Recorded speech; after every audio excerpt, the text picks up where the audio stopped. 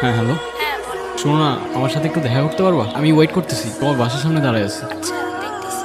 এভাবে হঠাৎ করে ডাকলা? আমি ওই দিনের জন্য সরি। আমি ওই দিন যা যা বলছি কোনো কিছু মিন করে বলি নাই। আরে না, তোমার কোনো দোষ নাই। আসলে আমি ওই দিন একটু বেশি বেশি রিয়াক্ট করে ফেলছি। আচ্ছা শোনো না, আমার না অনেক ক্ষুধা লাগছে, একটু পাউরুটি বা কিছু কিনে আনতে পারবা? হ্যাঁ, তারা আনতেছি। আচ্ছা তোমার ব্যাগটা আমার হাতে দিয়ে যাও না, অযথা তোমার কষ্ট হবে টেনে নিতে। সমস্যা নাই, কষ্ট হবে কেন? আমি রাখি, সমস্যা নাই, তুমি যাও।